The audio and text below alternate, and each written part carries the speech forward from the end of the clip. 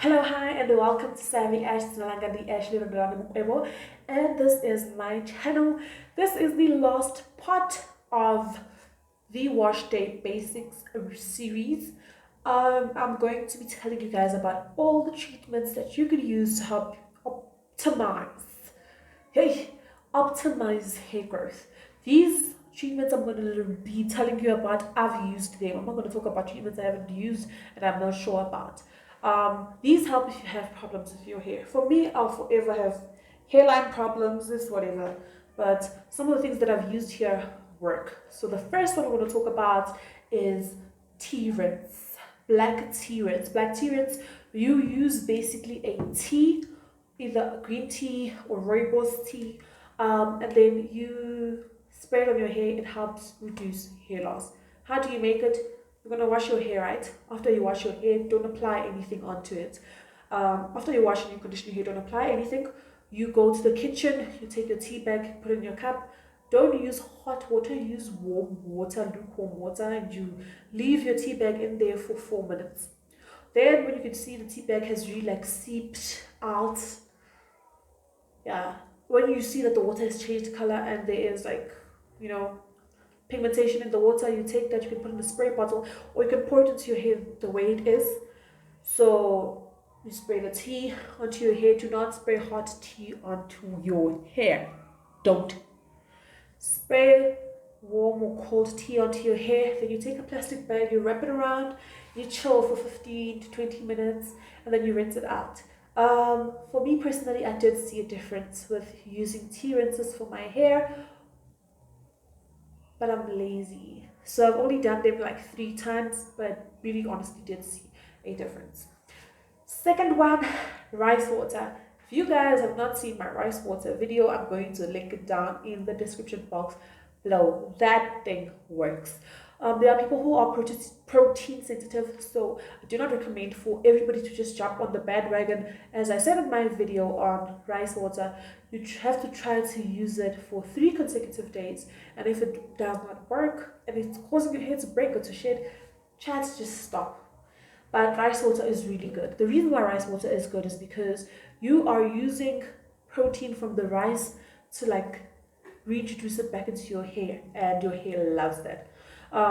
So how do you make rice water? Go and watch my rice water video. But basically it's just water and rice, and you let that ferment for like 24 hours. When it's done, you spray your hair with rice water every day or two and you're done. Next treatment is the greenhouse method.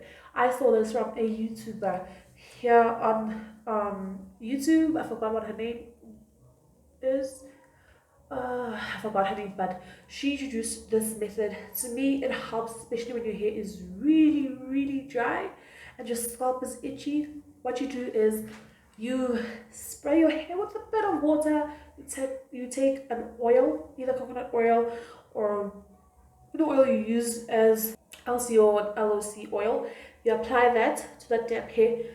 You use a plastic bag, you tie that on, you take your Duke or your satin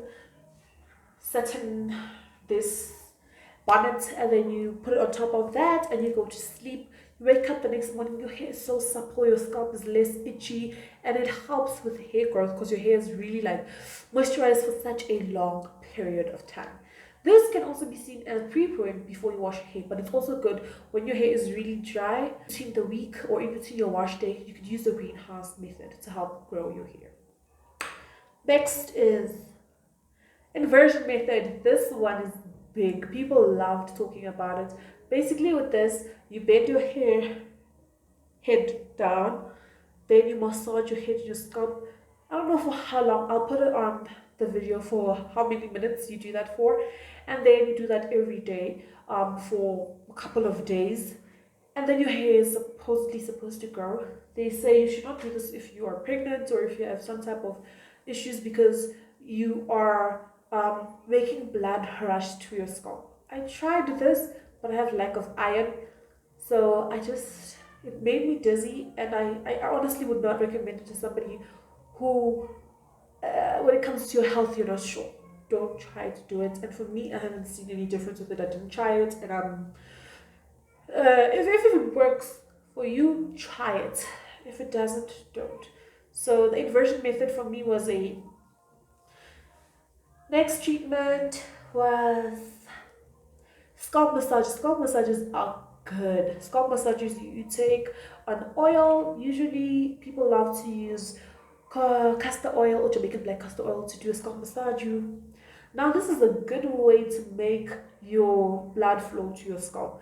Just the way you're standing, and it helps with growing hairline, it helps with growing your hair all around.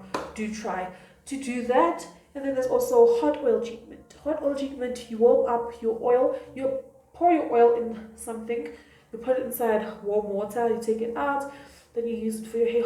Oh, it's so good, it feels so good. Then you put on your plastic and then you wash your hair. You stay with the plastic bag on your hair and the oil in your hair for 15 minutes.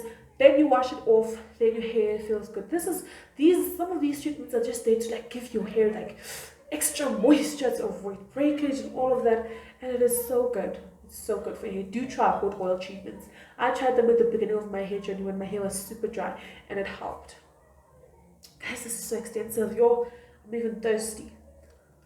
Clumping ends. Clumping ends is good if you're somebody who's prone to split ends. So after you're done with your wash day routine and you're braiding your hair or you're putting your hair into twists, clamping ends is basically taking a cream that you use and applying it to the ends of your hair. Just clamping, just like a lot of cream, and you leave it like that.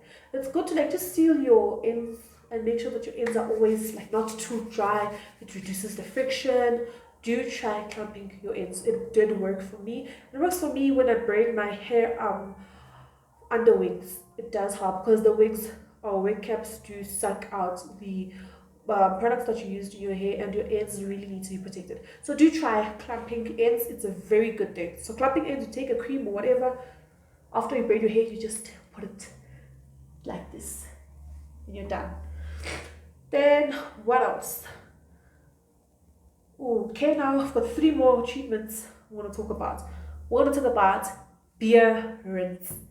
I saw this online and I decided to try it out. Ew. No. So basically what you do is you take beer, you leave it out so that it stops being fizzy. Then you use it when it's like tasteless, when it's just like water. And then you rinse your hair with it after you've shampooed. Apparently this works and this helps. Do try it out, guys. I feel like when you have natural hair, you have to really try out so many things just so you can be like having fun and you don't get bored. Do try beer rinses if you do want to try it out. For me, I tried it, didn't see much of a difference, didn't like it. Then I want to talk about vitamins and prenatals. I have lack of iron. Because I have lack of iron, my hair does break more than normal people's hair does.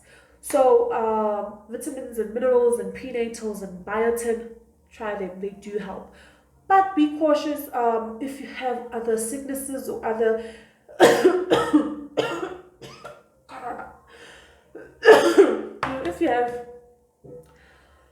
if you have any other problems that I don't think you should be using vitamins and stuff, don't use them.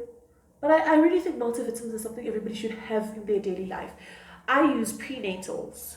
That is like the pills that people take when they're pregnant, because I need the iron to be like extra, and that's what has the most iron. Prenatals have helped with my hair growth, I'm not gonna lie. And vitamins will help with your hair growth because they have folic acid and everything else. And vitamin B and all these things that your hair needs. Sometimes it just starts from within. Drink your water and take your vitamins, kids, and mind your own business. Then you won't be stressing over people and your hair will not be falling out. And finally, let's talk about ACV, apple cider vinegar. I've tried it. I have sensitive skin on my face, so when it used to drip on my face, it used to burn like a MF. I even used to dilute it and still used to burn, so I stopped using it, but it helps with itchy scalp, it helps with dandruff, it helps with flaking. I do recommend you use apple cider vinegar, especially if you're somebody who is prone to build up, somebody who's prone to build up, and somebody who does co-washing or who doesn't shampoo their hair that often. Do try to use apple cider vinegar as a cleanser and as something just to rejuvenate your scalp. And yeah, guys, those are the few treatments I've used on my hair and how I feel like they are and how they're done. Please do try at least 5 of the ones I've mentioned in this video, especially if you're bored with your natural hair. Try all these things to just, showcase on the relationship of you and your hair and have fun. Guys, I will see you next time. Stay savvy. Bye.